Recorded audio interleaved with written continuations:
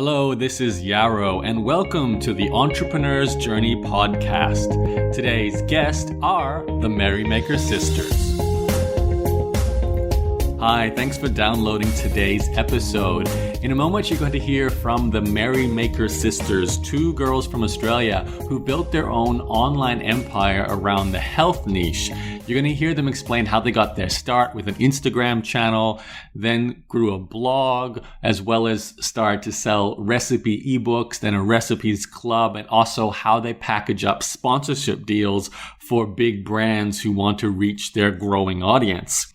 So before I hit play on that interview, I'd like to invite you to sign up for email updates so you don't miss out on my latest interviews as well as my solo session podcast episodes. To do that, go to interviewsclub.com, which will direct you to a blog post on my blog where you can enter your email address to sign up. Just confirm your subscription and you'll get all my latest episodes, both the interviews and solo sessions, as soon as they're released, as well as a series of my very best interviews from the EJ podcast archives. That's interviewsclub.com. Now here's the interview with the Merrymaker sisters. For the first time ever, I am interviewing two people at the same time because they're kind of a complete package and you couldn't really have one without the other. At least that's what I believe. So we're going to find out. They're the Merrymaker sisters, otherwise known as Emma and Carla Papas, I believe from down in Melbourne, Australia. Is that right, Emma and Carla? Well, actually, we're on the Gold Coast now. We were down south, but now we're on the Gold Coast. Yes, we moved up in February, wasn't it? So we're loving the sunshine. I think because of your connection with Dan Norris, I was assuming Melbourne because is he originally Gold Coast or? He's Gold Coast. Oh my God. Why not? Okay, you know who we're going to blame? We're going to blame Nathan Chan and we're going to blame Darren Rouse and we're going to blame Ed Dale as well because they're all in Melbourne. I'm originally from Brisbane, so I should know, you guys are from Queensland. So awesome. So they're from Queensland and they currently run the merrymakersisters.com blog, which has turned into a multiple six-figure income all around healthy eating, recipes, cooking, and so forth. And we're going to find out how they built this blog, how they took off in terms of growing their audience, how they do everything with branding. They have great photography on their site, and of course, how they make money from it. So, as I said, this is the first time we're interviewing two people at once, which is going to be fun. But since they're sisters, there's going to be a lot of overlap, I believe, in your entrepreneur's journey history. So, what I'd love to know to start with, growing up in Australia, was there any entrepreneurial stories that you had from even, your teenage years or your pre-teen years before you did what you do today? Yeah, definitely. Well, we actually both grew up in Canberra and for some reason, really, really young, I was probably 7 and you might have been 5, yeah. Carla. That was when we first started our business. We were making birthday cards and friendship bracelets and we set up our shop on the front of the driveway and we put signs up everywhere and we were selling all our little things that we made. And that was when we first started our business. And actually the only people who bought the stuff was our neighbor and our mum, but it was a lot of fun, wasn't it? It was so much fun. And from there, when we were 10 and 13, yeah, we started our own jewelry brand where we made glass bead jewelry. We sold it to our friends and things like we that. went, those trash and treasure things. We went to trash and treasure with Dad and we sold our jewelry. Yeah. We even made little backing cards and put the earrings in the card. Put them in cellophane. We were it was very particular how we did it and what it looked like. But we have just always wanted to create things and make things and sell them. And we just have so much fun doing it. I think that's always been within us. Yeah. So the jewelry business, was that your streak for financial success? Did you make big money from that? Or I'm going to say no. I think we spent more money on the beads. But you know what? It was so much fun and it kept us busy. And it was like a hobby for so long. And I guess then we kind of we were really close when we were young. And then, I went into college, started going out more and kind of got distracted with that whole lifestyle of friends, socializing, having fun. And then it wasn't until early 20s that we came together again, we were working in government, these horrible jobs that we absolutely hated. And we just kind of were at this stage of like, what the hell are we doing? Like, what, isn't life meant to be a little bit more better than this? Isn't it meant to be more magical? And that was when we kind of just went on this journey, I guess. So was the internet a big part of your lives at that point? Like, yes and no, but the only reason it was a big part of our life was because we were just Googling stuff, like literally like what is the weather or when is this movie on, and we were on Facebook talking to our friends. Like that's all we were doing. That's all I thought the internet was for. We both had no idea what people were doing online. Yeah, so I was like 24 or something, and that was when I found out I had a gluten intolerance. So I was like feeling sucky, not only in a job that I hated, but I was just feeling sucky health-wise. So I went on this like Google wormhole looking up diets, gluten-free, and the real food paleo way of living like came to me. It was like a friend told me about it at work. I got an email about it, and also someone at the gym told me about it as well. So I was like, okay, universal sign, let's look into this. Started eating that way and was like, holy moly, this is epic. I feel so much better. And Carla started eating that way too, and we just started sharing it all on our Instagram account. So this was kind of when Instagram first came like popular in Australia. We were just putting everything on Instagram, and all of a sudden we had like 1,000 followers without even trying, just like being us. And we're like, this is kind of fun. Like I'm kind of enjoying this. Let's find out what we can do with it. And we pretty much Googled how to start a blog. And actually, no, I think we first Googled what is a blog, because I had no bloody idea. And I was like 24, I think. Like, you probably should know what a blog is when I'm 24. Like, aren't I meant to be young and like Gen Y? But anyway, then we were like, holy moly, blogging, what is this thing? Yeah, well, we became obsessed with ProBlogger. Like, you would send me articles like at our government desk, like, Carla, like, look at this. Look at SEO. And at this stage, we were calling SEO CEO. Like, Emma just couldn't like get the word right. It was SEO. So we're learning all this stuff, and we started the blog in February 2013 from Googling how to start a blog. Yeah. And we just fell in love with blogging and content creation. Yeah. And then that year we went to ProBlogger, and the first blogger I met was Trey Radcliffe, the photographer blogger who's like epic 7-figure business. And I had a chat with him, and I had no idea who he was. He was the keynote speaker. He was just telling me about blogging and business, and I was like, holy moly, people make money from this stuff. And ever since then it was like, okay, we're going to do this. And we told Darren at the party, we were like, we're going to be full-time bloggers. You just wait and see. Like, I was pretty tipsy at this stage, I think. He thought we were bloody bonkers. He still does. Yeah, he definitely still does.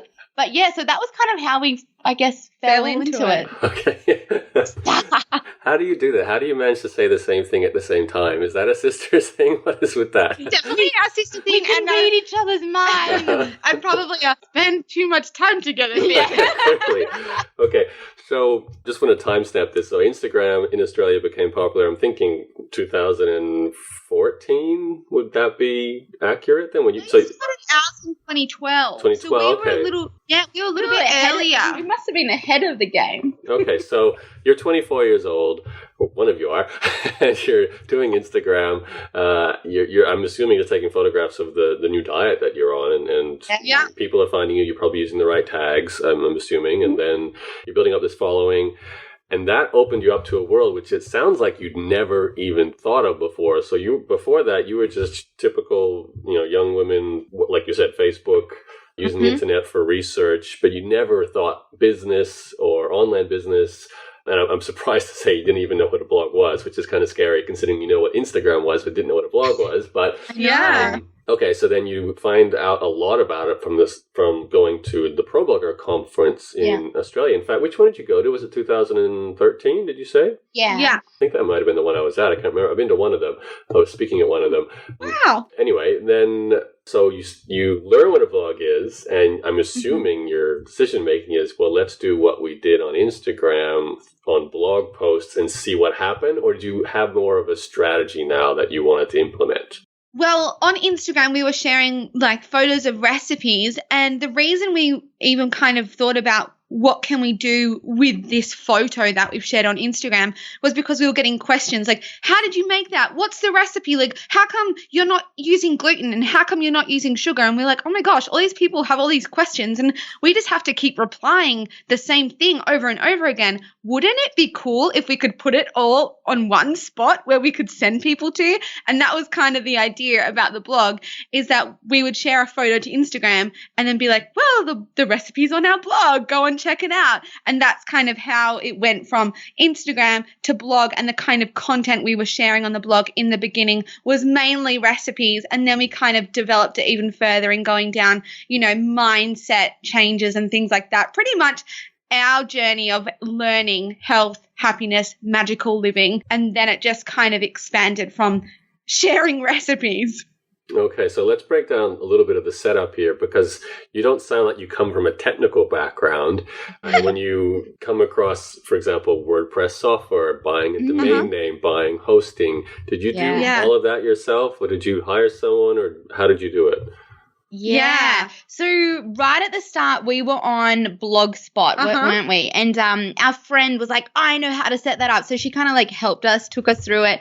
Then like probably a month later, we were like, this is crap. Like, what is this? We need to get on WordPress. Everyone's like, girls, you need to get on WordPress. Well, we were looking at everyone else's blogs like, oh, they're so pretty. We want that menu. We want that slider or that banner. How do we do that? And we couldn't do that on Blogspot. And pretty much that was when someone gave us a contact, and he just transferred all our stuff over to WordPress. We just Googled how to do the hosting thing, didn't we? Like, we did that. And the domain name. And the domain name. And we were like, we may as well get an ABN while we're here, because we're going to be full-time soon, right? We kind of just taught ourselves by Googling everything. And that's pretty much like what we still do a lot today. I mean, Carla's one of those freaks of nature, I call her sometimes. She's like one of those people who can watch a YouTube tutorial, read an article, look at the help section, and it's like step 1, step 2, step 3, and she just does it like boom.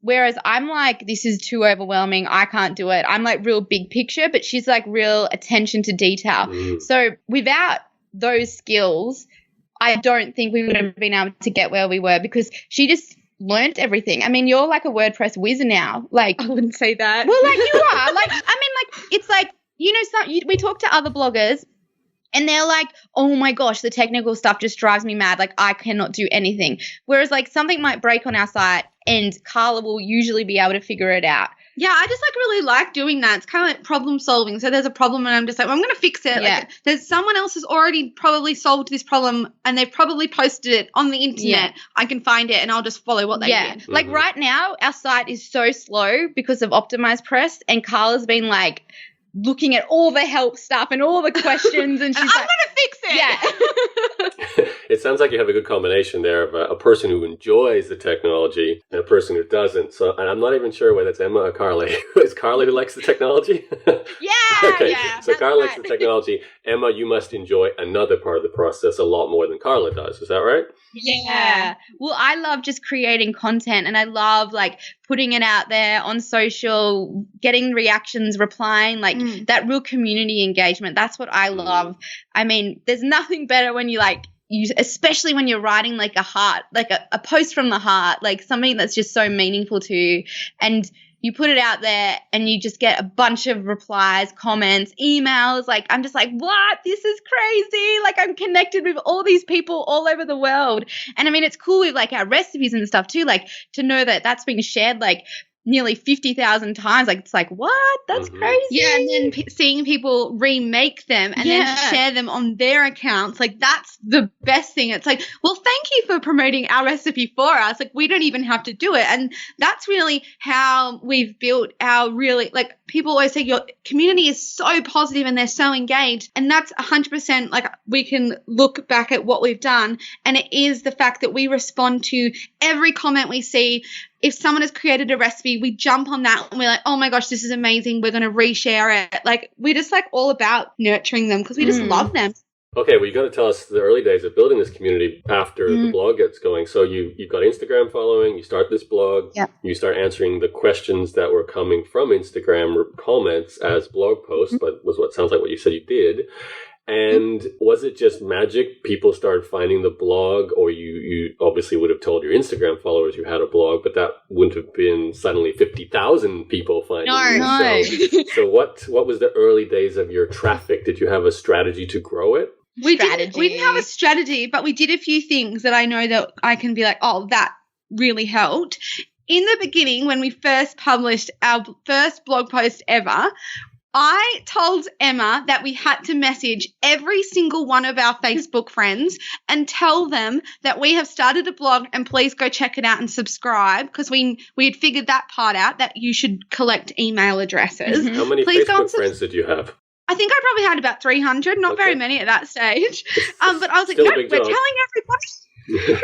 Now I've got thousands. Like, it's just like I say yes to everybody. But I just was like, you know what? The first people that can go and read our blog are our friends, and they will support us. So we did that, and we started a Facebook page. Yeah, and I guess Instagram, early on, this was a good strategy, liking other people's photos. So we would sit in front of the TV, we were both living at home, weren't we, with mum and dad? And mum and dad were watching TV, and we'd just be on Instagram, going crazy on hashtags. Yeah, we'd find certain hashtags, like hashtag gluten-free. We'd go on that, and we'd just sit on that hashtag for an hour. We'd get 100 new followers. It was so cool. Now that wouldn't work at all. But back then it was a really good technique. And also we would be getting in touch with brands. So we were okay, we're awesome. We know about brand stuff because Carla studied PR. I was studying advertising. So we had this knowledge in communication and brand work. And we were that's what we can do. That's how we can start collaborating, and they can share our stuff. So we'd make a recipe with a product, they'd share it to their audience. So the audience just slowly growed. And also Carla had media training too. So we kind of were we can get in the media. We were getting barely any hits. In the first 4 months, we were on the front page of a magazine, which was it was a local Canberra magazine. But I had pitched us as these awesome health and happiness bloggers. And I was like, you have to tell our story, because I was so proud. And we got in there, and ever since the beginning, we've just believed in our message so much that we've never been looking back, we're wow, we didn't really have that many numbers, but we were never afraid of what anyone else thought. We were just we're so passionate. We just want to share this and get as much attention as we can so we can reach more people, help more people. And it might have been we were just naive and we didn't know what everyone else was doing and how big this world of online stuff was, but it bloody worked really well for us. Yeah, we always think that naivety was totally a strength for us back then. Yeah, I could see how just going out there and just trying anything, because you don't know, what works, what doesn't work. Can you tell me a little bit more? I know we talked about this off air, but the name Merrymaker Sisters it's good, and I can see how that's probably helped you with getting a lot of press coverage too. When you say we're the Merrymaker Sisters, we're all about health and happiness, and then they want to learn more. So you're not called the Merrymakers by your family name, and so where did that come from? Wouldn't that be so cool? I know. Sometimes I'm maybe we should change our name. But no. So when we first started living this gluten-free, sugar-free lifestyle, we felt amazing, not only within our bodies, but our minds. And we just found so much more happiness and joy for living. And we're what has this lifestyle brought us? Joy, that's what it's brought us. And so we literally put in Google synonyms for joy, and Merrymaker popped up. I'd never heard that word in my whole life. I was what the hell? Merrymaker is a word? And then I was looking it up, and I was oh my gosh, it means to bring joy to. That is exactly what we are all about, what this lifestyle is all about. We're sisters, kind of makes sense. Let's be the Merrymaker Sisters. And now, that brand, it is just the funnest brand to play on every single word you can think of. We're always saying, let's just send the merry vibes, or let's get our merry on, and everybody just jumps on board because they love it too. Nice. So let me clarify one thing here. You weren't making a lot of money from this yet, so were you still working full-time jobs at this point when the blog is starting to grow, the Instagram is starting to grow? Yeah.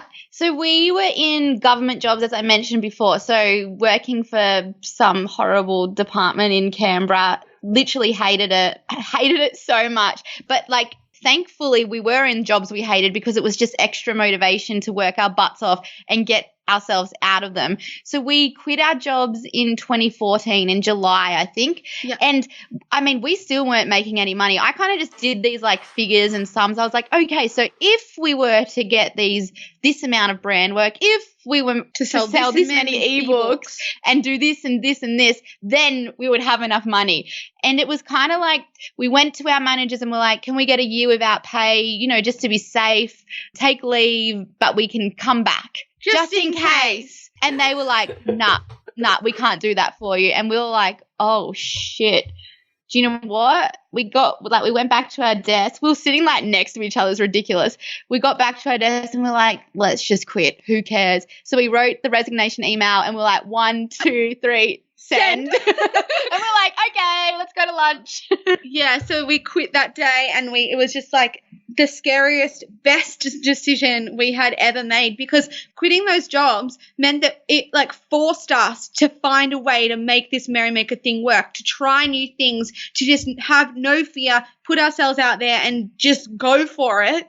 And it totally worked for us. Like, I don't know. You have to explain though how you plan that, because I can imagine people listening to this. I just can't quit my job when I have zero other income coming in. You know, I would at least go, I need a buffer. Now, you two, sounds like you're living with your parents, so there's a little bit of support there. No? We bought a house. Oh, gosh. Okay, so you just bought a house, and then you decided to quit your jobs to focus on a business that makes no money yet. How do you rationalize that? How does that work? There is no, honestly, there's nothing rational about it. I would not recommend anyone to do this, but for some reason we just had this like deep knowing. I mean, at this stage we were reading a lot about Joseph Campbell and the whole like following your bliss philosophy. I mean, we were deep into that at this stage. So we were like, you know what? Like, this is our bliss. Like, this is our thing. It's going to work. We were like reading all about intuition. Like, this was at the first stage we'd ever heard about that, about signs, about all this kind of universe stuff that we truly believed in, and we still do. Like, the magic exists. It does. And we were just like, holy moly, like, we're just going to do this. But I guess the kind of plan was we had quit our jobs, and the reason we quit them in July was because we had Pro Blogger, and then we were going to the Whit Sundays straight after Pro Blogger, and then straight after the Whit Sundays we were going to New York for 3 weeks. No, it was longer than that, 4 weeks. Yeah. And it was like this 6-week period where we were going away to focus on Merrymakers, to follow our bliss. We're like, how the hell are we going to be able to come back to boring desk jobs we absolutely hate after 6 weeks of amazingness? We just can't do that. We're not going to be able to. So that was the reason why we quit. We had saved a little bit of money, probably about, I think, $10,000 between us. And then December that year, we sold my car because we were like, we need money to put into our business. Like, we've got to do something. Yeah. And that like kept us going for 6 months. And then by that stage, we actually then went to Tropical Think Tank in the Philippines. And that was the game changer. Yeah, that was when it all happened. Okay. Wait. So, I know Chris Ducker's Tropical Think Tank event cost like $5,000 too, a head. So you would have been spending all of your 10,000 savings just on tickets to that event. This was before. Okay, so we met Chris at that Pro Blogger. The second Pro Blogger we went to, we met Chris there, and we just like connected with him. We were like, holy moly, this guy is awesome. Like, we get him. Like, we need to learn from him. So we went and like gave him a hug. He was like, what the hell, you girls are crazy. And then Chris Ducker, being typical amazing salesman, you girls, you got to come to Tropical Think Tank. And we're like, oh my gosh, we need to go there. Yeah. So we bought our tickets because he, of course, gave us a special deal if we bought it that day. It was like buy one half price. Wow, okay. And we were like, how can you resist? Yeah. So that $10,000 didn't include our Tropical Think Tank tickets because we'd already purchased those. Okay. But oh my gosh, like so thankful we went. Oh my gosh. Because that was when we learned about sales funnels, about email automation. We had no idea about this. So I always say this, I do not think my mind will ever be blown so much as what it was at that first Tropical Think Tank, because I was sitting there in the audience just being like gobsmacked that these people, you can do this online, and that they were showing us exactly how to do it. I was so excited. Yeah, I mean, it was epic. And that was where I met Dan as well. So that was nice too, to meet Dan. Yes, Dan was a speaker that year, wasn't he? Yeah, nice. Okay. Yeah, and I was speaking at the Chris Ducker Pro Blogger event when he was keynoting that one. So now we can connect the dots. Yeah. So, okay, I can see this coming together now. So you weren't completely living off zero when you decided to quit your jobs. A bit of savings. You were willing to sell your car. So that's giving you a bit more funds to live off. But I'm assuming most of the money is going to paying the mortgage off, right? To keep your house going, and food and electricity and so on. Because you can start a WordPress blog-based business without spending a whole lot of money, especially if Carla's doing all the tech work. So that can work well. Can we then take us forward? So you've come back from Tropical Think Tank. This is, well, maybe you can put into chronological order here. You said you had 6 months where you were kind of using the money from the car to survive. So where was the business at that point? And I guess basically tell me, when did the business start paying you some money? And how close were you to going, we need to get a job or we're screwed at that point? Yeah, we like never thought that. We've never ever thought that. But there was probably points where we maybe should have been thinking that, but we just never did. You were just married. First ever, we just believe it's going to happen. Our first ever product we created was a recipe ebook, and when we put that out there and went really well, this was early on. That would have been before that second Pro Blogger and before Tropical Think Tank. Okay. But then when we went to Tropical Think Tank, and actually I've missed 5 other ebooks within that. So the ebook went really well. Let's go back in time then. Forget about Tropical Think Tank. Let's start with your first ever attempt to make money. Okay. All right. Our first ever ebook was had how many recipes? 60 recipes. We were just people want exclusivity. They if they come into the blog for the recipe, what else can we give them that is higher value? Okay, recipes that aren't published on the blog. So we did that. We created our first ebook. We put it out to our email list, which probably would have been about 5,000 then, and we sold 300 books in the first day, and we were gobsmacked. We're oh my gosh, this is crazy. People want our ebook, and that got us really excited. So we're big believers in if something works, do it again.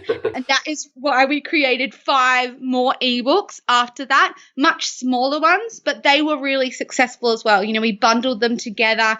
We could then content market something, because before we were just blogging and not selling anything. But we didn't really do that with those books, because that's what we learned at Tropical Think Tank. So what we had done is really we'd created these ebooks, put them on our Shopify site, and then we'd forget to promote them. So that was except when we launched them. Yeah, so we do a big launch, just one email, boom. Okay, there you go. Now everyone can just find it. And of course, we all know that doesn't work. You need to bring it fresh of mind for everyone. So then fast forward, so we'd done the ebooks. We were making a little bit of money with brand work as well. So we were collaborating with people at that stage, I think Fitness First. Reebok. So for return in social media shares of their products, we were getting money. So how many followers did you have at that point to get the attention of those sort of companies? Yeah. It would have been 50,000 Instagram followers and around 60. No, it wasn't 50. This is before Tropical Think Tank. We had 50,000. No, we didn't. We had 40 at Tropical Think Tank. 40,000. Sorry. So it's about 30 to 40. I'm getting the model. It's good there's 2 of you. There's a fact checker here, so it's all good. I know, it's good having 2 of us. I clearly can remember having 40,000 at Tropical Think Tank. Okay. Yeah, because I had a conversation about it. Okay. And then that initial 40,000 was fast to get to, and then ever since it's kind of slowed down because Instagram has changed. But yeah, so that's what we'd done. Then we went to Tropical Think Tank and we learned all this stuff, learned that we were actually content marketers, not bloggers, because we kind of were we're bloggers, da-da-da-da-da. Then Dan Norris was this is content marketing. I'm oh, okay, so we just need to create a better business because we have the epic marketing. We just aren't marketing anything that good. So it was let's create a product, a better product. Yeah, and at this stage, before Tropical Think Tank, we had decided we were going to self-publish our first hard copy book because we were well, if people love ebooks, they obviously want a hard copy book, so we should just self-publish it because we haven't had any publishing offers yet. So we were we can do it. We can use Google and find out how to do that. So we were in the process of creating that book, And then when we got back from Tropical Think Tank, we launched that book and it was really great. I think we did a big launch of like 600 books within the first week, and then they've continued to sell, and now we're just about to publish our second hard copy book. And then in that same year, we went to Pro Blogger again. We heard Jada Selner talk about challenges, and we were like, oh my gosh, hosting a challenge is a great idea. So when we got back from that Pro Blogger, we were like, well, let's do a challenge. But the only difference is let's do a paid for challenge. Let's host a 4-week challenge where people come together. We follow the same meal plan. We have a big supportive group where everyone's in there cheering each other on. And that was probably the game changer product that we sold, because it just got so much traction. We had 250 people through our first one and then 350 people through our second one. And that was kind of the start of Merrymaker Club, because we held these 2 full-week challenges. I got to slow you down before you get to the Merrymaker Club, because there's a lot happening here. One thing I want to know, besides sitting in front of the TV and liking every photo under the gluten-free hashtag on Instagram, as well as sending a private message to the 300 friends you have on Facebook that you have a blog, there's a big difference between doing that and then getting to 50,000 followers on Instagram, having 5,000 people on email lists, then obviously more since then, selling 300 copies of your first book, 600 copies of another book. There's a lot of numbers here that's rapidly expanding. So where was all this growth coming from in terms of just simply finding an audience? Yeah. I think obviously there's lots of things that help growth. And one of them was that timing. I mean, we just landed in this, discovered this way of living, created our site in a very perfect timing where everyone was kind of going down this paleo, real food, sugar-free living, and we just started at the exact right time, so we did get traction. I think getting on other people's sites as well. I mean, I Quit Sugar is massive. We got on their site and other guest blogging, so of course that led to more growth. Yeah, but I think probably number one is that we were consistent with our content. In the beginning, we were sharing 5 posts a week. We were like, you know what? We read that the more you post, the better, which, you know what, isn't the case. But I don't know where we read that, but we were just like, we want to post heaps. So we did. We've been in people's inboxes and people's faces every single week with new content, always seeing new stuff. And I think that is probably why our growth was steady. And then at that first Tropical Think Tank, we learned about opt-ins. So we were like, well, what other value can we give people for free to get them on our subscriber list? That's how we grew our email list. We gave away free ebooks, free meal plans, free e-courses and things like that. We're always kind of just looking at well, where can we provide value for free and show our audience the good stuff we can produce, and then give them the paid for product, so I know Nathan always talks about give away something so good for free that they're like, holy moly, imagine what their paid for product is going to be like. We loved that so much and we totally believe in it, and that's what we try and do.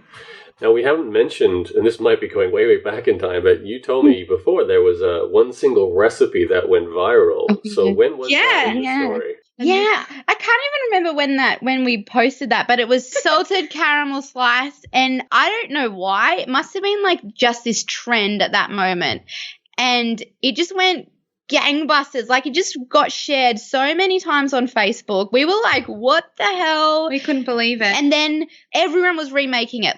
Every day was people tagging us on Instagram, just made this salted caramel slice. It's amazing. So we were pretty much resharing other people's recipes that they'd made from our site for a month. It was just salted caramel all month. I remember one day we shared 10 photos of the salted caramel slice to Instagram just because so many people had made on this one weekend. And I was like, let's just keep sharing it and see what happens. So we did that, and it just grew and grew and grew. So when we checked the stats last, it had been shared 40,000 times. That page has been viewed over 200,000 times.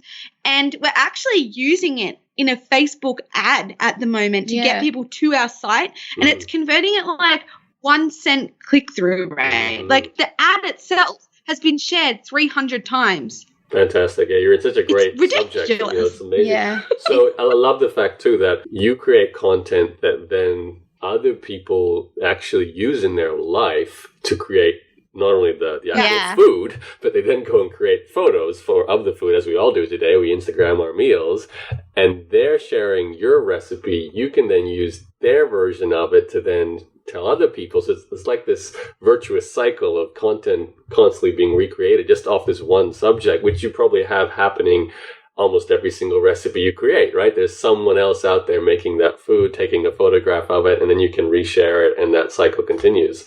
So it's very powerful. One thing I also wanted to know, you keep mentioning these exposure points you're getting, like on I Quit Sugar, which for the non-Australian listeners, it's a really huge, what's her name? It's Sarah Wilson. Sarah Wilson, huge author, huge movement. I know she's Australian, so it's definitely well known there.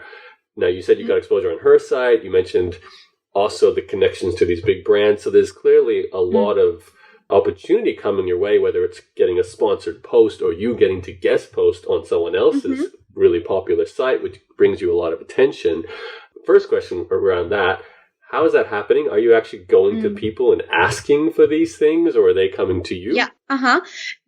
So with like my media training, like I've always like been really big on pitching ourselves and like coming up with unique angles and great value that we can share. So with the I Quit Sugar, we went to them because they have a series where they do like other people's features, and we're like, hey, like we'd really love to be featured in this. Like we could share this recipe. And then they actually went onto our site, and I think they looked at like the really popular recipes or the ones that looked extra delicious and picked a few out that they could then reshare on their site.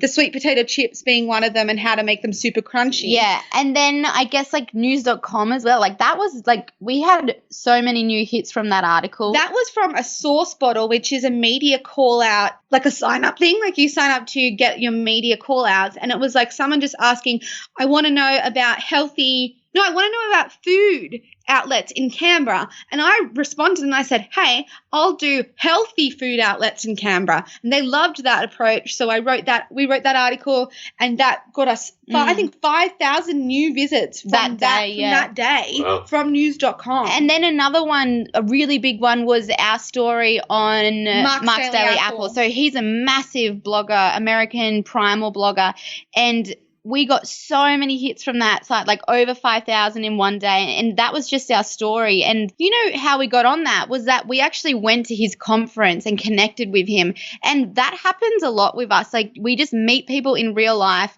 and then they might like introduce us to someone who like wants to put a story about us somewhere or interview us. Like this podcast. Yeah, like that stuff just happens to us all the time. And I think like in this whole online world, like the power of meeting people in person and creating that connection is like it's overlooked a lot, but it's so powerful. Yeah, it seems like you guys have really taken hold of that idea, going to Pro Blogger so many times, going to Tropical Think Tank. The other second question from all these contacts and exposure points, with the sponsored arrangements you have, how did you even decide what to charge and how to structure an agreement like that? Yeah, such a good question. And like we still are like, well, we don't know, like what's the base? Like what do bloggers charge? Like what does a sponsored post cost? I don't know. But it's just like trial and error. So again, with the PR background, I knew how to write a sponsorship proposal. And it's basically, it's an introduction. It's what you're all about. It's what are you looking for that brand to invest, and what is the return on investment? So it's about breaking it down, like what we're going to offer, whether it's 1 blog post, 2 blog posts, 3 Instagram posts, 5 Facebook posts, writing down the exact potential reach, and then putting a value toward that. And then what we love to do is package it all together in a nice bundle. And so, you know, if they're purchasing 2 blog posts or 3 or like more Instagram, they get it for cheaper. So with the prices, we kind of played around. In the beginning, we were charging like not very much at all. It was like $100 was our first one. That was when we had 400 unique visits. We got $100 for our first post, which was actually pretty good. That's not bad. And then we just like increased as our unique visitors go up. So at the moment we have 84,000 unique visits, and like we have packages that start at like 2,500, but they can go all the way up to 10,000, 15,000, depending how long the brand wants to collaborate with. Where we've seen things work even better is when we can create long-term partnerships with amazing brands that we truly believe in, that we've already been using in our lives. Yeah. Like that is where the magic happens, where we both can see value in the relationship. And I think that's the most important thing, like that the brand sees value in you, because working with brands isn't that fun when the brand is like, well, show me the ROI, like where is my sales from this link and rah, rah, rah. We don't like doing that. Like we love to explain that it's all part of the sales process. That they might see this blog post and they might see this Instagram post, they might see an ad that they've put in a magazine and then they make the sale. Like I think it is about education as well for the brands.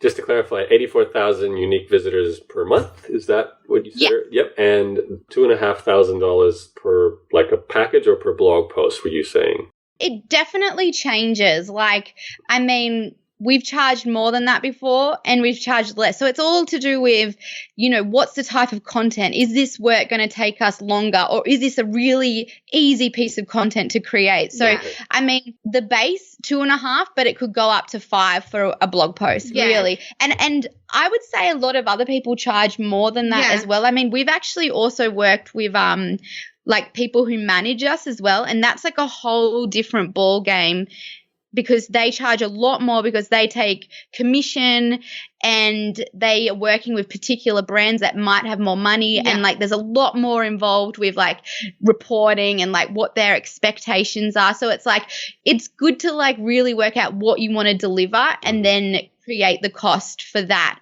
And we've just found it's such a better way to work, like just with ourselves and not with a manager, because I mean, who knows us more than us? Okay, great. That's obviously an area that you have to balance as well, because you can't just post sponsored posts from companies, right? So love to get back to your story here in terms of the chronology. So we've talked a lot about some income streams that you started to generate here from 6 ebooks by the sounds of things, and you did those challenges that you were charging money for, plus you're doing all these sponsored campaigns with these companies.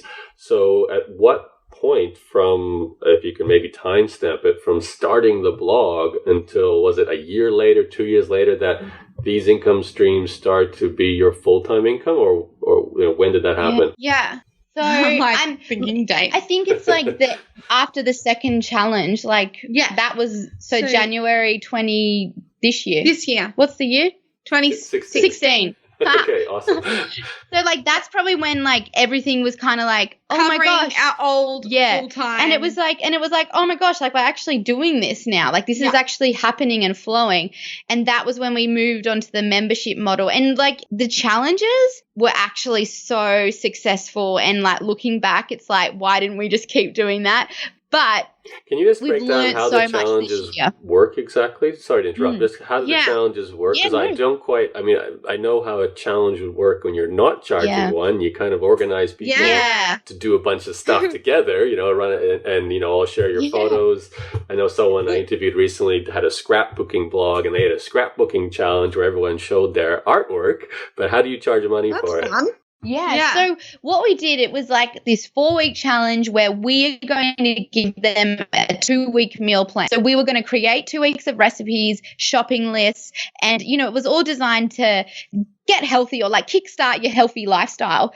And we were in a private Facebook group as well. So it was like they had access to us every day for 4 weeks for motivation. And we also got experts involved as well, where we would interview these amazing like chiropractors, or like I can't even remember who else did we interview. Nutritionists, naturopaths, people who are experts in like hormonal health and things like that, PTs.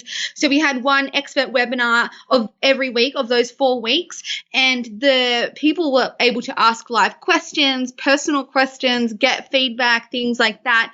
And then I guess like the main thing that I think people really took away was they felt amazing from following our quick, easy, so simple recipes, because like that is what we're all about. We're like, healthy, it can be easy. It doesn't need to be difficult at all. And that's why people love the recipes.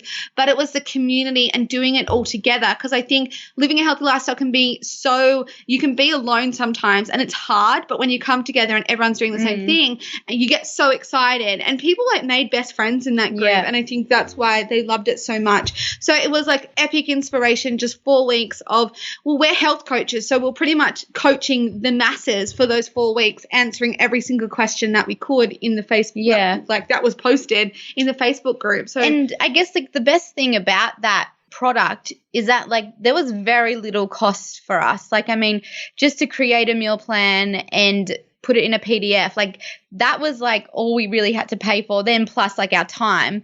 And of course, like, you know, early stages of like business, like you sometimes, I know you're meant to count the time, but sometimes you just don't because it's so fun as well, right? But it was such a cheap product to create, so much fun, and we sold a bunch of them. I mean, like super profitable. Our first launch was like 30K, I think, and then the next one was close to 40K, I think. So like it was just like, okay. So the first time it was a $59 early bird, and then it went up to $79, and then the second time we put it up to $69 and then $89. Wow.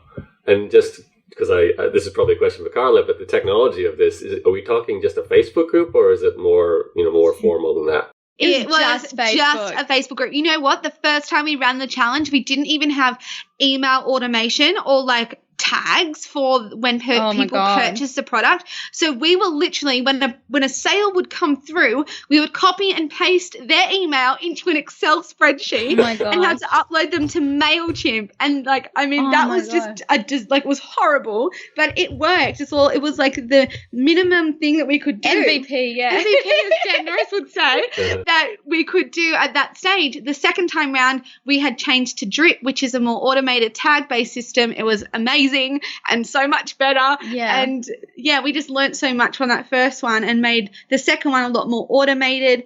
It was fun for us, and it was like such a simple product for us to put together that people got so much value from.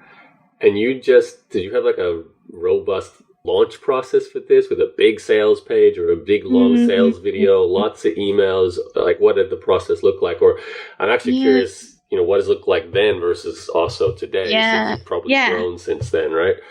Yeah. So the first challenge that we did, it was just an email launch and a landing page. We didn't even know, like that was the first landing page I think we built, or the second one because we had an opt-in page. But that was the first sales landing page we'd ever built. No video, that first one. I can't remember. I think there was a video on the second one. But it was pretty much like really simple, not super long. And then I think we probably sent about 6 emails. Yeah, I think like that was probably our first hardcore email launch, wasn't it? Like I remember thinking, oh my gosh, I feel bad about sending all these emails, but like, they work, and it's like, well, if people are going to sign up and get our free content, they can hear about our paid for product too. Yeah. And it's an awesome product. So yeah, that was a really interesting process. I think the whole like learning about copy and emails, and we learned so much from that.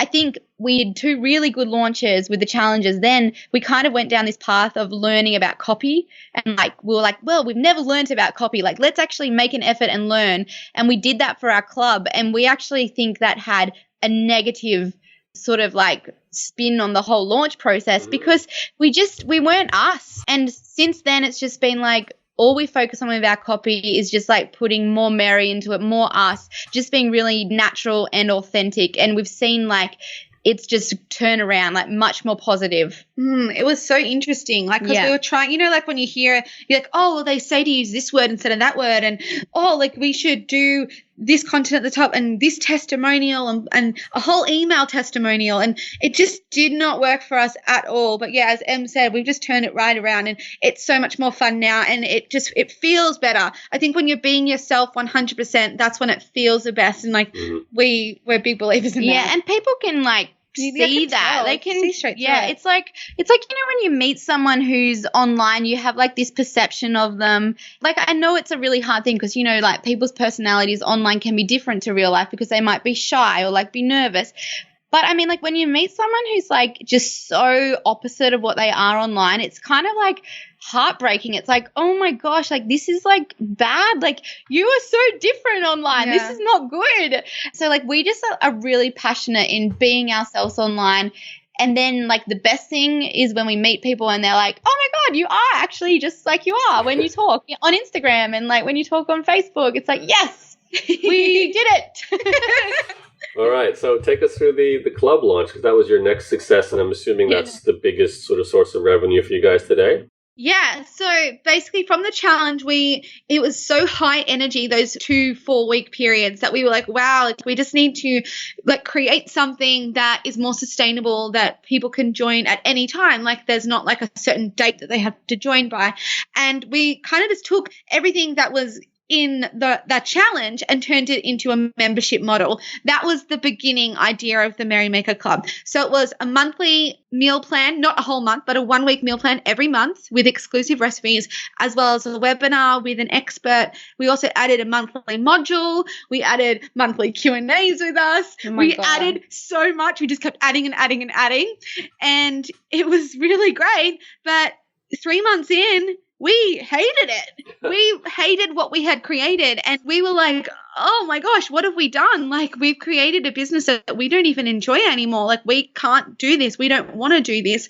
So we looked at everything everybody was using in the club, because it was a login area that I'd created. I was looking at how many people have logged in, how many people have clicked on this page. Okay, no one's clicking on that. Like, why did we even make that?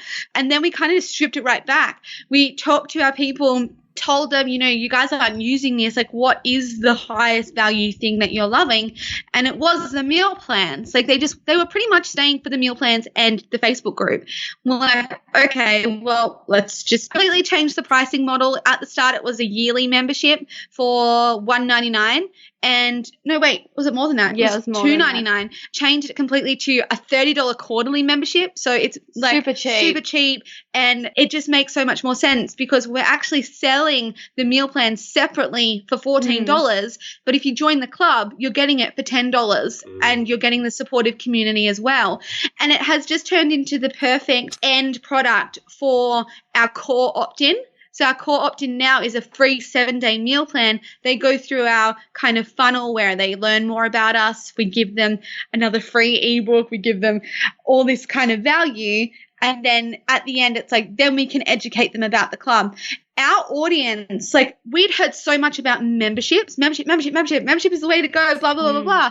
But our audience, they hadn't heard about membership. So they were confused. They were like, what's a membership? I don't even know. And that was kind of when we realized, we actually need to educate them. So now we have an online session where we talk about the club and what exactly it is and things like that. Because you can't just tell someone, join this membership. And like, this has been like such a learning process for us. And I mean, you know what? Like, if we could go back, we almost wouldn't even go down the membership line. Like, it's just like, why did we do this?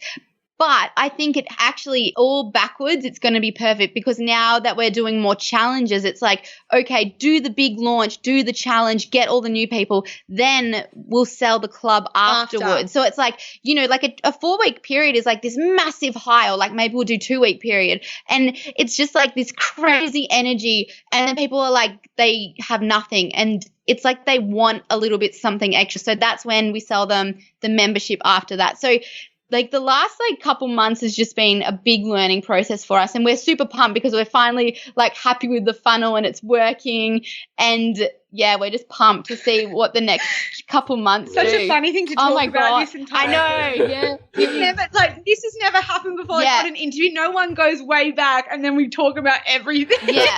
It's funny. It's just like, it's sometimes you forget that, like, we're just making this up as we go, really. Like, we are. Like, it's like, not just because something works for someone else doesn't mean it's going to work for you and your audience. And I mean, we just got to enjoy this ride. Like, there's highs and lows, but it's like definitely worth it. All right, 2 more questions before we wrap up, because we're almost at an hour here. This is fantastic. Oh my God, this is so fun. This has been the best. It is fun to go back in time, that's for sure. What does everything look like today with your business? I know we're still catching you kind of in early days by the sounds of things, but you certainly, you're making multiple 6 figures and you're really happy with the direction with the club, and you sell recipe books individually. Can you tell me, from a technical standpoint, you use Drip still to deliver all the emails and set up the automation with your email funnels and so on? Is that right? Yeah, Drip. To take payments, what do you guys do? At the moment, we use Samcart, but we've also just purchased Thrivecart because they had a really good lifetime offer, so we bought it. We always do that. I don't know if that's a good thing. And we also, because we have so many little products, like little downloadables, we also have a Shopify shop. So if people, want to see our entire range of products, they can easily do that.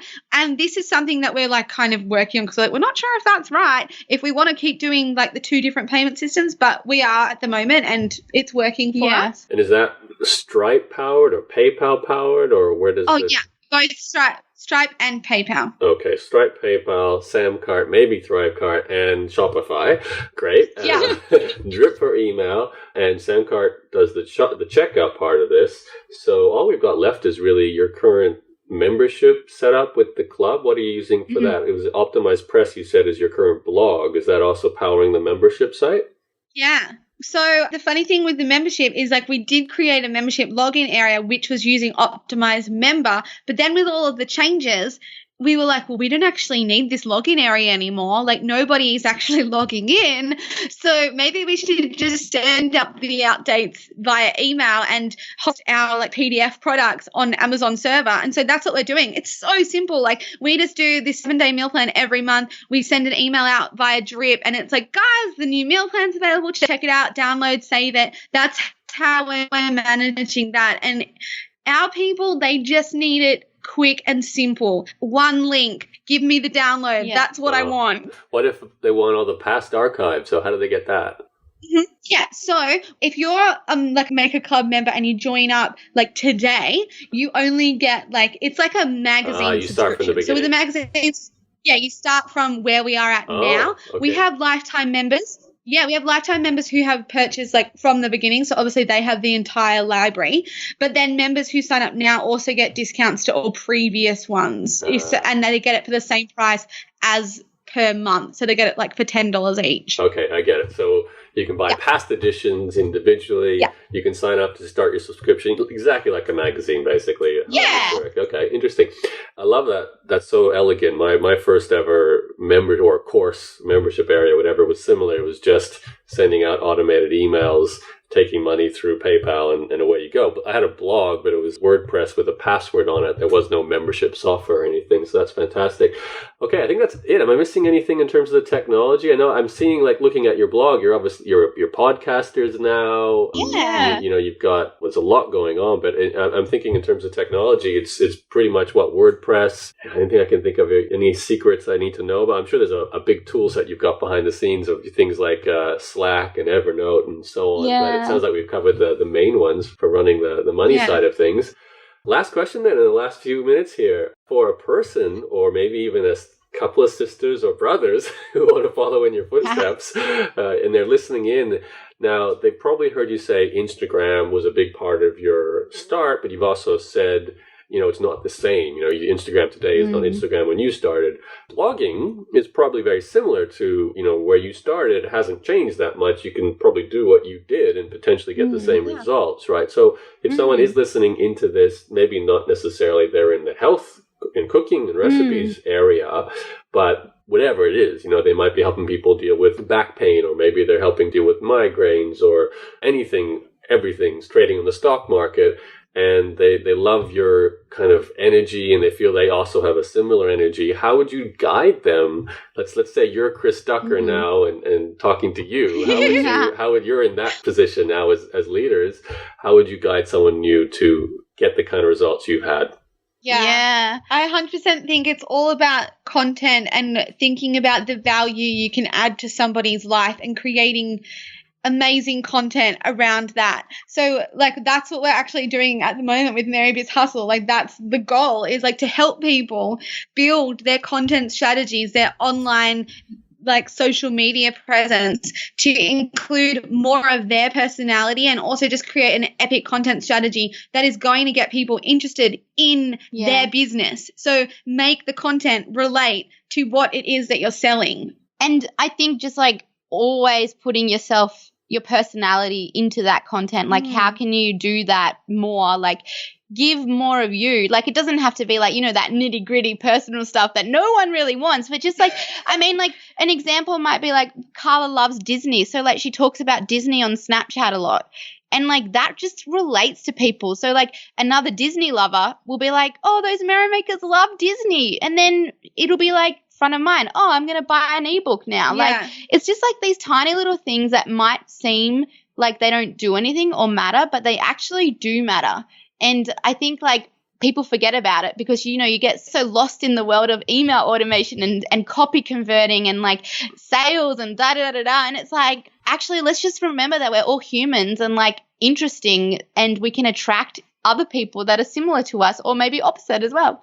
Do you feel like getting on top of the latest tool, like maybe Snapchat, as we're recording this, would be considered the current tool that, you know, it's the Instagram of now? Do you think that's really important to ride a wave of some new platform? I think that when a new platform comes out, it's important to like be self-aware if that platform is right for you. Like Snapchat is very interesting. And I mean, you can follow some people and you're like, oh, like I feel a bit awkward watching you. Like I don't really get this. But then you watch some other people and they're so natural and you think they're just so funny and you really enjoy their content. And I think it's about doing more of what you enjoy. You don't need to jump on every single new platform. Like Periscope, for example. Like that was a new platform and people jumped on it and we jumped on it and then we hated it, so we stopped. Like, but you know, like I think it's just about doing what you love. Yeah. And like sharing your message in that way. Yeah. And also I think like what platform has the least friction for you? Anything that has extra friction just won't work for us.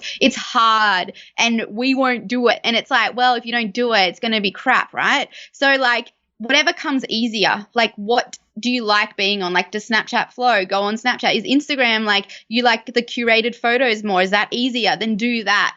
And I think like just pay attention to that and don't just like get on board just because everyone else is, because as I said before, it doesn't mean it's going to work for you.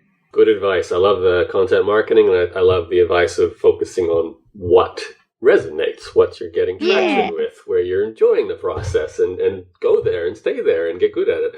Carla, Emma, thank you for sharing your whole story up to the point. I feel like we're probably only halfway through the story, but it's a great time to catch up and see where you're at. First of all, where can we find you? What websites do you want to send out besides the obvious one, which is themerrymakersisters.com? Pretty much everything is available over at themerrymakersisters.com. But we also have our podcast, which is on iTunes, and it's the #MerryBizPodcast. And that's super fun too. Awesome. Okay, themerrymakersisters.com. Any other final words you want to throw at the listeners before I end the show?